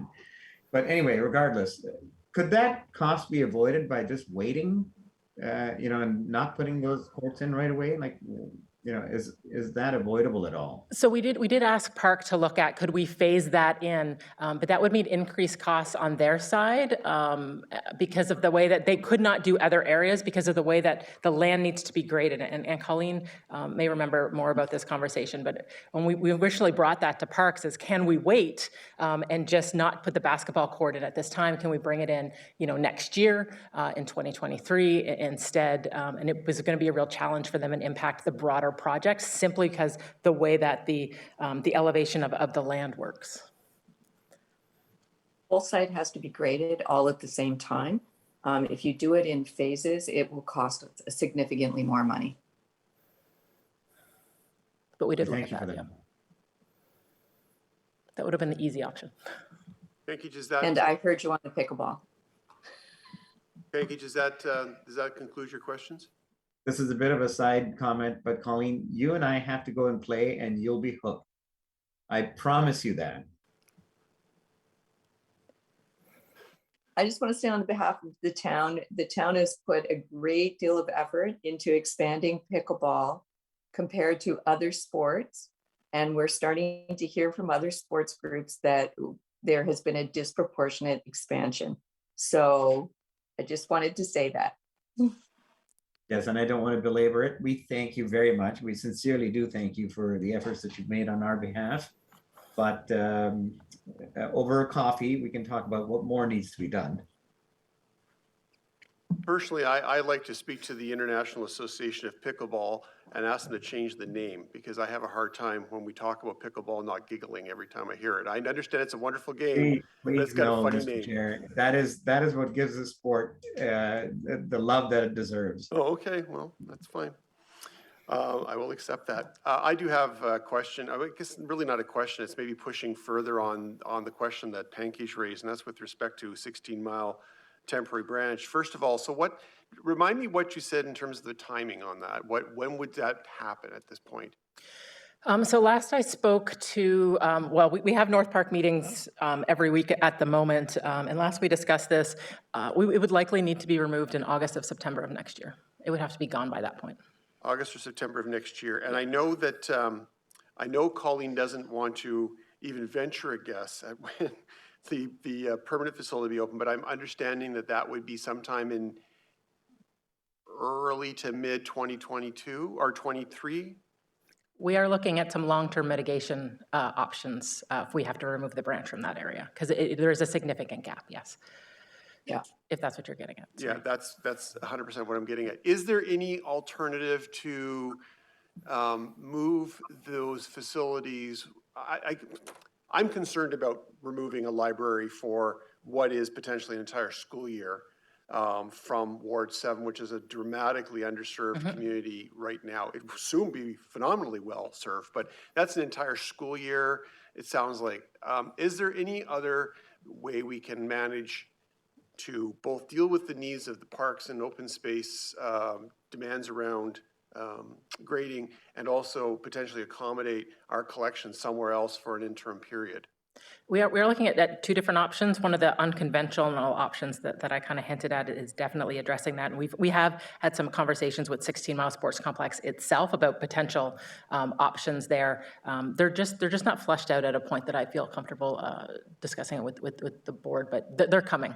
But is it safe to say that you're not? We're very aware of that Okay. issue. Because I mean, as a board member and frankly as a counselor as well, I'm very concerned about removing a service. It's only been there short. It's only been there since It's been there a 2019. short period of time. I understand the idea that it has to be moved, and that was always the goal. But it was always the goal to move it. It was supposed to be there 10 years. Yeah, and once there's another facility ready to take its place. So I appreciate the fact you're sensitive to that and look forward to more information on that. But no, there's no final decision on this at this point. No. Okay, great. No, that will come. Thank you.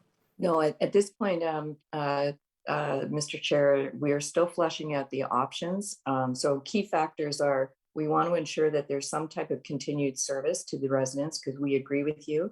Ward 7 has only recently got the temporary library, so it's really important that we're continuing to build that base of interest. And we're also looking at how to sort of manage the construction piece as well. So it's sort of finding the sweet spot between the two, but there are options that Tara and her team are looking at. Okay, please keep us apprised. Yes, absolutely. Of that, and It's coming. so that the board is aware of what's happening. We worked so hard to get that. No, I know. That branch in the first place, and staff worked so hard in actually putting it together, and it was hard getting the metal during the USA First policies and such. So it was quite the project. And I hate to see it, shelved for a period of time while and then not serve that community. So yes, please keep us apprised. I'll go back for one more request to the board. Any questions, comments? Can I get a motion to receive the report, please? Bill and Susan, thank you very much. Last chance for comments or questions. Any objections? That's carried. Thank you. Item number 6.6, the strategic plan for 2021-2024. So as we discussed in the August, when was it, 23rd special board meeting, I've taken the information provided there, particularly around the pillars. We met with Stephen shortly after, as per the direction of the board, and kind of provided him with the notes that Glen had taken, kind of the draft mission and vision that the board had been playing with, and asked him to massage it. And what you see in the report is the result of that. I am conscious of the fact that the board that it went basically from that special meeting to Stephen and then what's here. I did put for approval, but depending on how the board feels about what is presented here, I'm either looking for approval or direction on what the next steps that the board would like. I also took the opportunity in the attached report just to kind of flesh out a bit more strategic plan-like, focusing more on the strategic pillars. We tweaked them a little bit. Stephen gave me the great idea to make them spell epic. So they do that, the 4 pillars for that. So we tweaked some of the wording. Janet, I'm hoping that the investing in staff to deliver exceptional customer service speaks better to what you were thinking about for that one, as well as just highlighting some of the draft ways we had been brainstorming in order to achieve those pillars throughout the strategic plan. So again, happy to take comments and direction about how the board would like to proceed with the 2021-2024 strategic plan. Stephen, you're up first. Yeah, great. Thanks very much. In looking at this, and I didn't think you'd take my epic to heart as such, and that actually speaks to one of my questions, but a comment off the top, and I say with great respect, it's riddled with typos, grammatical mistakes, formatting mistakes. It felt very, very rushed, if I can be so blunt. Okay. For example, ways we will achieve these pillars include, and it's supposed to be for each one. There's a grammatical mistake under A, there's a grammatical mistake under B. And I don't mean to perseverate in the grammatical mistake. My point is that it just felt very rushed. And, you know, and then it would come to B, and then fostering digital literacy, ensuring all residents have access to technology, great. And the skills to use it, we don't teach skills like that. I just think that there's some overreach in here. And then when it refers to digital literacy skills by enabling ongoing participation in the evolving digital world, awesome, sounds like a speech the Prime Minister would give. It's not specific. So I won't go on. I'm happy to share some comments afterwards. I think there's some great thinking in here. I'm not trying to leave it with a sour note, but it just felt like it was written in about 45 minutes, and it deserves to be reviewed. No, I will take that. Thank you. I will also just speak to, you made a comment that under promoting digital discovery, ensuring all residents have access to technologies and the skills to use it, that is exactly what we do. We offer classes on how to use digital technology. We offer classes particularly to seniors and isolated individuals on how to use iPads, how to use ebooks, how to navigate the website. So, but that is fundamentally what we do. I get it, but if we're in the wordsmith business, we're not ensuring all residents have the skills to do it. We're offering them those opportunities. So I get it. I'm not discounting the philosophy, or you guys do amazing stuff. This is a document that's a material document. Again, in D, the opening line under D is incorrect. So I just would ask that whoever wrote it, doesn't matter to me, just look at it again, maybe, you know, just kind of review it through that lens. If I can be of help, I will, but presumably we're paying people to write this stuff. So I would be happy to help. And I apologize if I missed an earlier draft. I don't think I did, but it was just a bit sloppy, and I was surprised that it came to us in this format. So if you just wouldn't mind having another look at it. Nope, for sure. Thank you. Following up on that comment, are we under time constraint to approve this at this point? No, I mean, the time frame for the strategic plan is fully at the board's discretion. There's nothing waiting on this at There this is not. point? So we could easily give this another cycle and have an opportunity to go through it, deal with the issues that Stephen has raised, and then give us an opportunity to ruminate on it a little bit more? Yeah, I mean, the time frame that we're working on was some of the direction that the board provided at the beginning of the year. But again, the board provided the time frame. It's up to the board can adjust that as needed. 100%. I mean, the reality was at that special meeting we were not. We had some difficulties even coming up with some of the statements that we wanted to make. And you know, and Stephen's comment that he was surprised that we took it verbatim. It's perhaps it does need more time to ruminate, and we do need to have perhaps even another opportunity to, and I hate to do this to the board, but maybe another opportunity as the board to have a separate meeting where we could just have a further conversation about this. Yeah, and I think, and that's, you know, I put it for approval, but that's why I mentioned that what I'm really looking for is direction, because when we talked in August, the board, that wasn't what we were feeling, but I think after putting it all in one place, and admittedly, and I apologize if it came across as sloppy, but we'll resolve that and come up with an amazing strategic plan the board can be proud of. Fair enough. Members of the board, would that be a reasonable approach to take with this, that we defer it for a cycle and we ask staff to coordinate a workshop meeting between now and the next meeting to review it one more time so we're ready to approve it at the next meeting? Is that good? Okay. Can I get a motion? Is there any other questions before I ask for a motion to enable that? Janet, go ahead.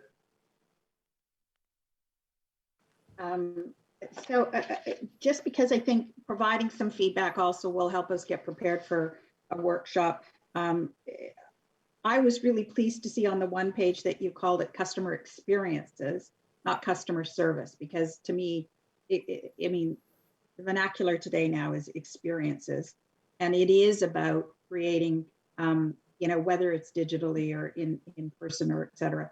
So we just need to choose one. I like experiences, but I wanted to say that. I'm struggling with the wording on D, And so I would just encourage you to take a look at it more closely as well. To me, we support, social, if the word good is, though I'd look to Stephen, find us a better word. But we support the community. We don't create a foundation of, and it is about, and I think we need to be careful that this to some degree in my mind is the marching order, right? This is what you're gonna, make all those operational decisions against. And so I would like to have a more fulsome discussion, not tonight. I think Chair Noel's suggestion is brilliant, but D concerns me, both in terms of wording, in terms of words that are missing, and then what is it we're really trying to actualize here? Because what is written under what you want to achieve under that pillar has a lot of power, but I don't know that it's framed in a way that gives it the clarity it should have. And I'd love us to take one more crack at the mission. I do think we're a whole lot closer than we were, but I would love to have one more crack at it. Thanks, Janet. No, for sure. And I think ways we'll achieve these pillars, they're draft, and what normally happens is that, we create the pillars and then the descriptions, and then we would take that away and create an operational plan. So these are just examples of ways that we would take that and we would bring back. That would be how we would operationalize the plan. I would also flag that I think as part of that, we may have to have a discussion, because I think I'm perhaps not clear on the board's vision for the library. And so, but I'll save that for that discussion when we meet. Well, then I think it's a good thing that we're having another crack at this thing. I mean, if anything worth doing is worth taking the time to do Absolutely. it right. So I have one. So I guess what I'm going to ask you to do, Tara and team, is to go through this, clean up the grammar, any clear errors, send it out back to the board. Board members, please take some time between now and whenever the scheduled workshop is, and pen your comments and send them back to staff so they can be collated rather than basically just throwing them out at the workshop. I think we can save some time doing that. I'll give you one that I would like you to work a little bit on, and this is a very obviously important issue right now in Canada and our community, and that's with respect to the Indigenous wording here. I would like to see a little bit more wording change. I'd like to see that wordsmithed a little bit differently. I think that it seems a little, I know a lot of buzzwords in there, and I'd like to maybe if we could refine that a little bit more about what our actual actions are here. I understand that everybody's heart's in the right place, but let's try to action that a little bit more succinctly as to how we're going to achieve some of those things. So that'd be my only comment, other than the ones that have been set out so far at the meeting. Members of the board, Pankage? Chair Noel, Yep. Chair Noel, just one question. Yep. On that, Tara, when you send it out again, can you just please put it into track changes so we know where the changes have come? Oh, okay, the track changes of we edit it. Yes, I can do that. Yeah, I thought you meant you wanted to edit it as a group with track changes, and I was trying to figure that out. No. Okay, I got it. Sorry. Whichever changes you make, just so that we can see what Yes. changes you've made, and then we can add our changes to that. Yeah, we can absolutely do that. That'd be great. Okay, Thank you. Anything further, members of the board? Okay, so I need a motion to defer the approval of the 2021-2024 strategic plan. That would be paragraph 1. Paragraph 2 would be that a staff be directed to establish a workshop session prior to our next board meeting for the purpose of discussing and further refining the strategic plan proposal. Does that sound like a reasonable motion? Absolutely. Okay. Can somebody move that for me?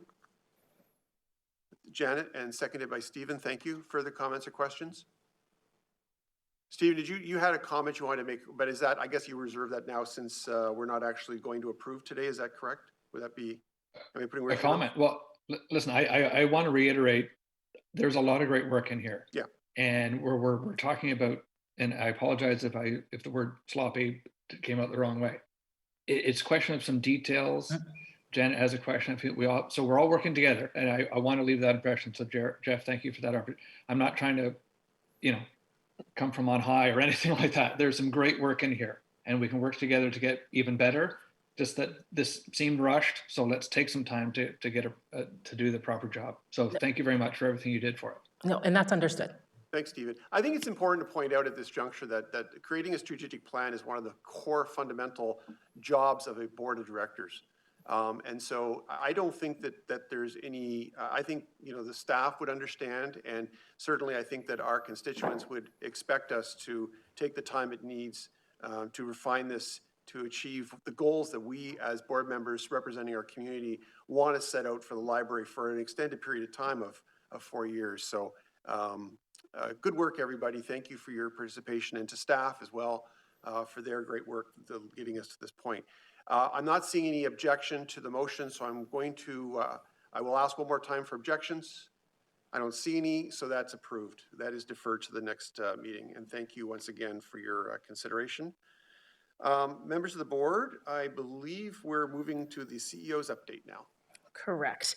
Just before I jump into the CEO update, I will just let the board know I am off from October 1st to October 15th. I am finally getting a trip home to see my family. Oh, nice. And so I will have Christina reach out, but that strategic planning meeting will likely happen after the 15th. And that's fine, but if you could circulate that information. Oh, absolutely. maybe You'll get this calendar. in the next couple days. Yeah, like do a job, whatever that little program is that we normally use to try to find an appropriate time and date. Yes. Members of the board, I'm going to actually give everybody a 5-minute recess so you can take a bio break, refresh your glasses, whatever it is you need to do, and we'll be back in session at 8:41. This meeting is recessed.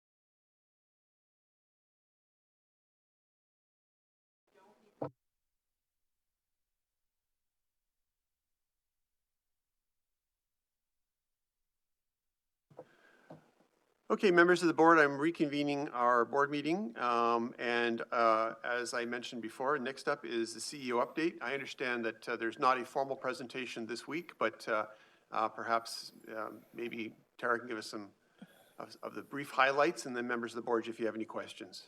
Absolutely. Usually I provide a PowerPoint because there's updates or there's other information, and that just isn't the case this week. So we just have what's in the report. And additionally, I give an update, but those have recovered, I think, throughout all the other reports.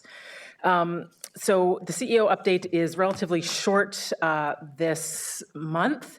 We have an exciting development happening next to the Woodside branch where we met with the region's housing action team around a potential assisted living housing development right next door. So that is still pending a number of decisions from regional council.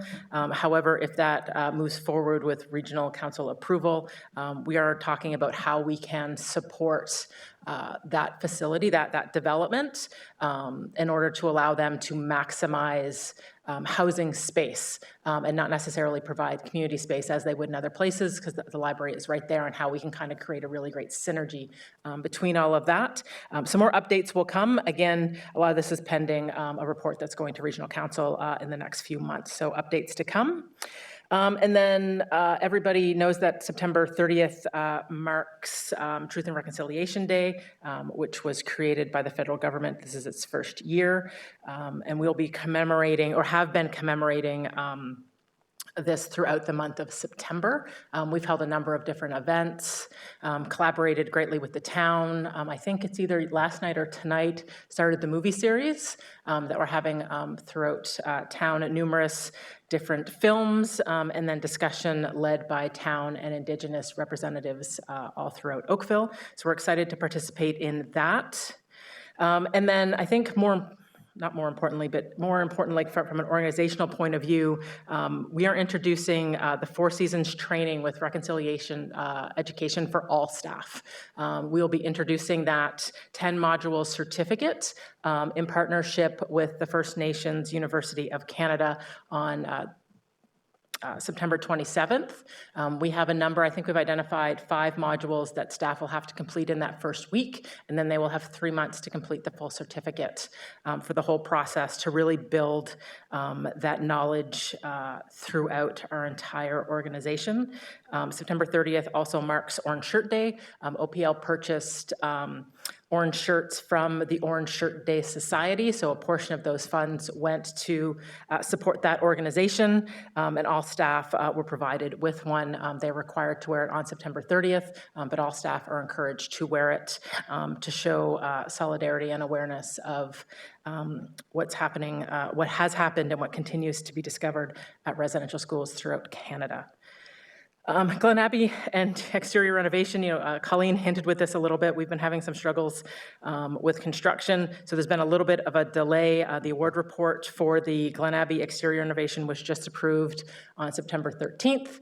So now we need to meet with them and figure out what they can do in the fall and what may have to be done in spring. So once we have those conversations, I'll bring an update to the board. We will definitely still open next spring. The timing of that is just a little bit in flux as we kind of are weather dependent going into the fall.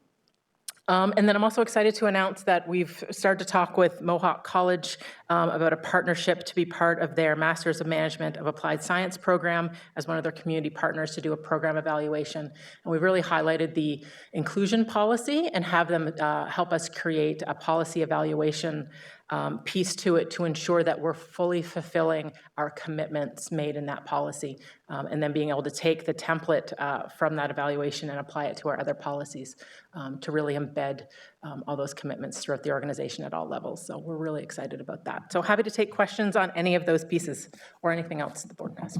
Members of the board, questions for Tara? Stephen? These are questions beyond this. They're actually, well, one's a comment. Actually, maybe they're both suggestions. First off, I just want to commend whoever's doing the Instagram account for the library. I think it's doing a fantastic job. Thanks.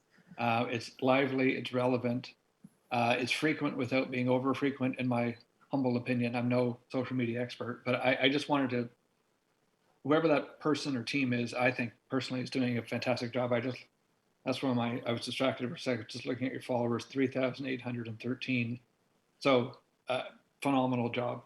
No, thank you for that. I'll pass that on. Yeah, thank you. And the second one, it came to me earlier in item number 1 with respect to the vaccination policy. I believe the town put out a press release to say that it had passed its policy. I think I'd offer this is more of a management issue, but you know, the library might want to put out a press release talking about how this policy is now out there. It's in the spirit of transparency. And also, Janet, I think you had mentioned earlier about customers may be wondering about vaccines in the branches. Well, letting them know that this policy, which I recognize is not universally loved by any stretch, there are legitimate discussions around it, which we've talked about. But I just suggest that might be something you guys might think about, is issuing a press release to say that this is now the policy. Yes, my understanding is we have one ready. We were just waiting for the perfect. Yeah, that's what I was kind of hoping. I figured this was not a net new suggestion, but I just wanted to mention if there was any hesitancy. So I think that's great. Yeah, no, I think it's important. I agree. Thank you. Further questions? Janet? Could you just talk to us a little bit more about the library and the housing development? I wasn't clear on what the work is that's being done, and I guess I'm confused about it. Is it offering them a kiosk? Is it providing, you know, like, can you maybe fill in some gaps for us? Sure. And again, we just had initial conversations. So east of Oakville of Woodside branch, and the board remember that we changed our parking lot, and that was a result of the paramedic bay and then exchanging of land between us and the region. So the paramedic bay is here, Woodside is here, and then our parking lot is now here. On the other side of that parking lot, the region will be putting in assisted living condos. I can't remember the exact number of them, but the idea being that they would help low-income seniors and they would be targeted for them. As part of those spaces, traditionally when the region builds them, they build in community space in order for those residents to gather. However, when they approached us, one of the conversations they wanted to know was, because they're in such proximity to the library, could they, instead of using some space that could be turned into a residential area, again, potentially partner with the library to help provide some of that social space for the library. And that makes complete sense for us. We need to get a better sense for them about what their exact needs are. What would they be looking for? Are they looking for designated space, or is just, are we gonna, you know, help them with programs, or even when they have their, you know, their nurses come in, is that, will they meet at the library versus the space over there? So we don't know exactly what that will look like. We've just asked them to identify their needs, but again, they're waiting on approval for the next step from the region. This isn't a done deal yet.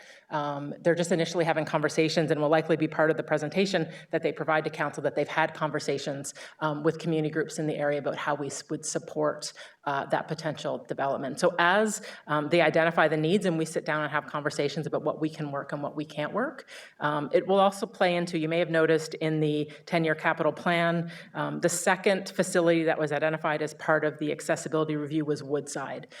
So we are looking at potentially doing some work at Woodside in 2023 and 2024. And again, based on these conversations, that may have an impact, it may not, but it will be really interesting. I think it's a really interesting conversation to be having with the region about assisted living developments in that area. So thank you. That fills in a lot of the gaps for me. Do we do similar support, or have we got a history of doing that in other parts of Oakville? No, and in fact, it's brought up. Never been asked. We've never been asked. It's actually brought up a really great conversation, and I'm excited to have more conversations with the housing action team about, are there other places? They're also looking at another area that would be particularly of interest to you, Councillor, on Kerr Street, because they bought the old senior center there, the old, I forget what it's called, up on Kerr Street as well. So yeah, so they were talking to us about what options we might be able to have to support their ideas for there as well. So we are looking at other opportunities that they have that are close to some of our spaces where we may be able to create stronger partnerships with the region, which we're quite excited about. Okay, thank you for clarifying that. This is an interesting aside. When I was the president of the Housing Corporation, we developed a public housing space in Burlington where we actually partnered with the library. The library is on the main floor of that facility, and it's in Aldershot, I believe. It's quite an excellent project, and made both projects possible as a result of that partnership. So it was something to look at for the future. Anything further, members of the board? So I just have one thing. I was really, I had commented during the strategic planning session on potentially finding some more succinct wording on actions on truth and reconciliation. And then you totally surprised me by the information in the CEO's report, happily, because that's the kind of thing I was looking for, like education. That's instead of just celebrating, I'm talking about, you know, actual tangible actions, and that's a great one. So if we can somehow incorporate that into the strat plan, like, you know, educating our team, educating even our board for that matter, which leads me to my next question. Okay. Is this an opportunity, is this certification program something that potentially could be available to board members as well? That's a great question. I will review our licensing agreement and get back to you, and if we can, we'll absolutely offer that That'd to be you. great. I think it'd be, I for one would be interested in taking the program, and I'm sure other board members would be as well. For sure. If we're making decisions to represent the community, it'd be good if we had all the information we need to represent all aspects of our community, both Indigenous and newer. No, that's great. We'd be happy to do it. Thank you. Members of the board, can I get a motion to receive the CEO's report, please? Bill and Susan, thank you. Any comments or questions? Objections? Seeing none, that's received. And I'm just going to get back to the agenda here. That takes us to confidential discussion. Actually, if there are no objections, I'm going to move new business before confidential, because I do know we have one item of new business from Member Smith. So I'll call upon him to introduce his issue today under new business.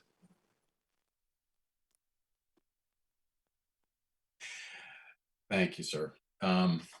So the fundraising committee, we had a meeting on April 26th, and a matter came up that I was asked to address the board.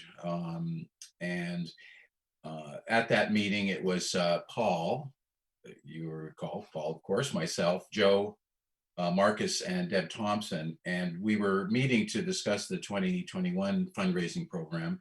And during that meeting, Paul, who is the chair of the current committee, we were talking about, you know, the Calgary experience on the fundraising side, and he was highly recommending that instead of the way we're set up now, which is an ad hoc committee of the board, he highly suggested that we follow the Calgary model, which was essentially, it was a staff-run committee with board support.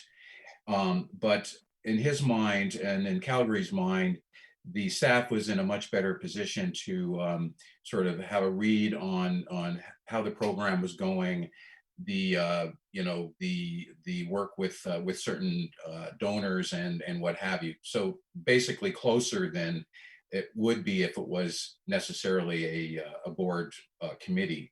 And so we all thought that was a great idea, especially with Deb on board now. And because previously the fundraising committee, it was, we didn't have a director basically running with the fundraising side.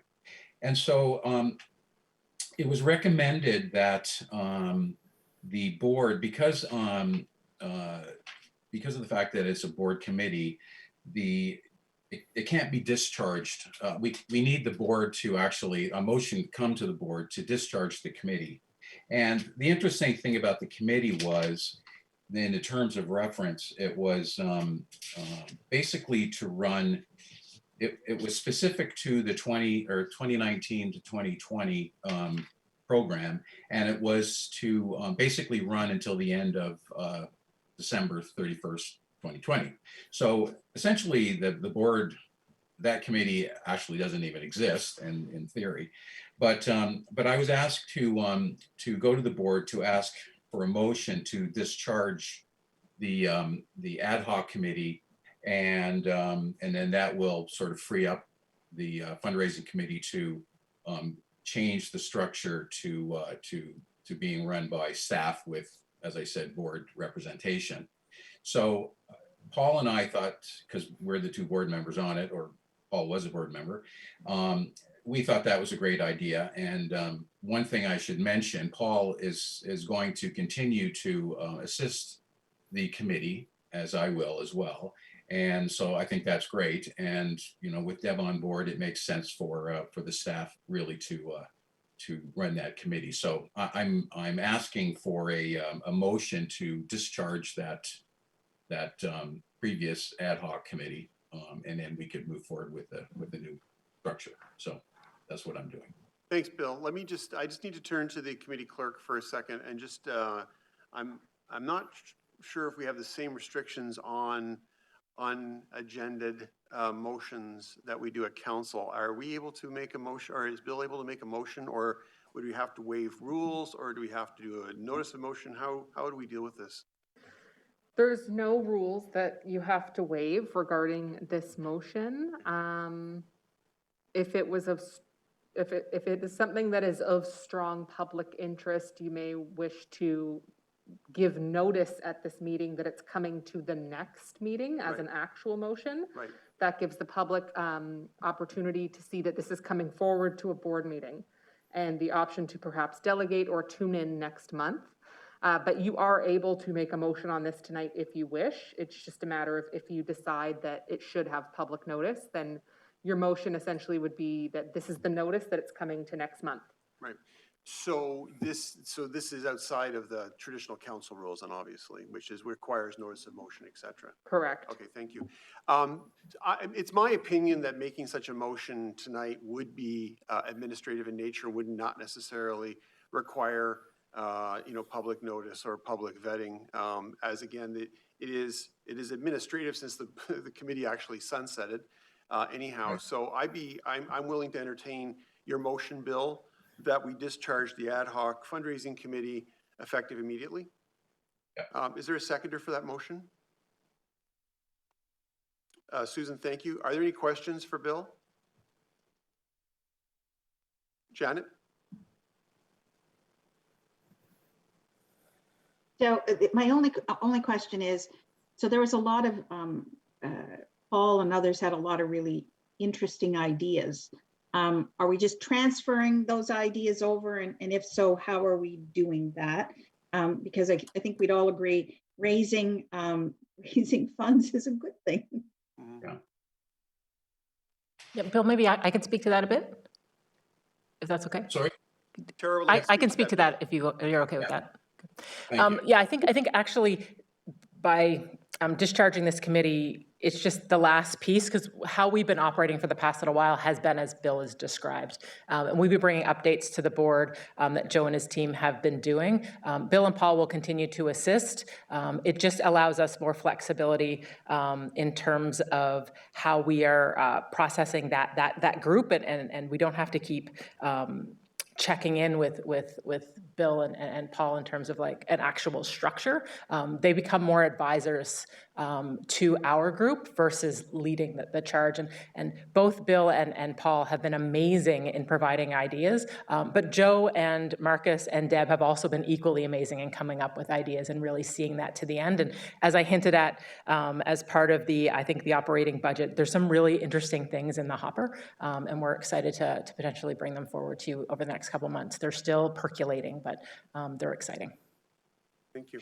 Yeah, Thank you for that. I should mention that Deb and Joe both mentioned that they would be happy to bring a fulsome sort of update as to how the fundraising is going at the next board meeting, if that's what everyone would like, and I think that's a good idea. So I think that'd be good. I think also including in that memo or that report would be I guess just a summary of the actions taken as a result of this discharge motion, should it pass tonight, just so we know what that transition is. Janet asked a question, what happens to the ideas? Right. Perhaps that could just be addressed in that report as well, just to follow up on what we're doing this evening. Since there wasn't a staff report to support this, it'd be good if we just rounded the circle, so to speak.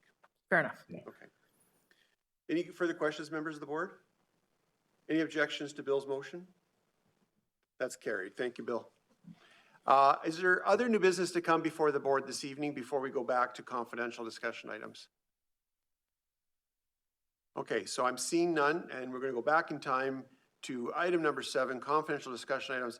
On 7.1, which is the Oakville Public Library operating budget, is there further questions or discussion with respect to matters on the confidential report, or were you satisfied with the answers and the discussion in the public session?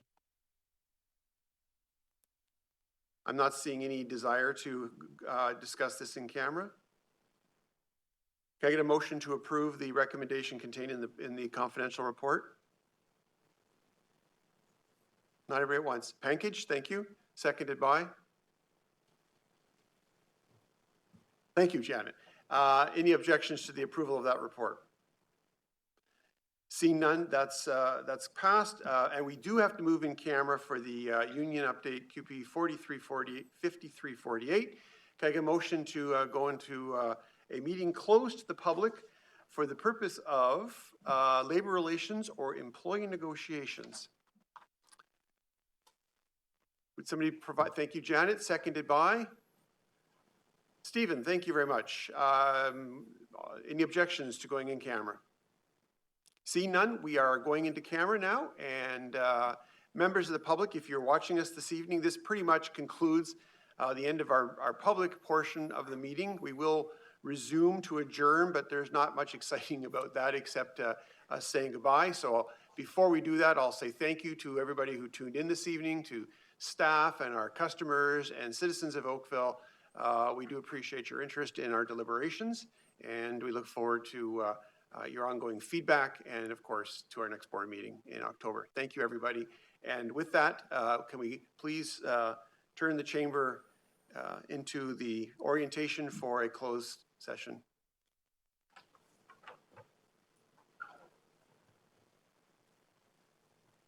Jeff?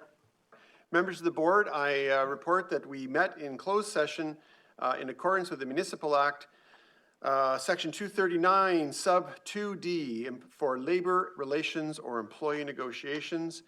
There were no decisions or any direction given during that session. Members of the board, we have come to the conclusion of our business and our agenda for today. Thank you, everybody, for your time. Excuse me, do you have a motion to receive the verbal update? Yes, we need a motion to receive the verbal update. Thank heavens for Jessica.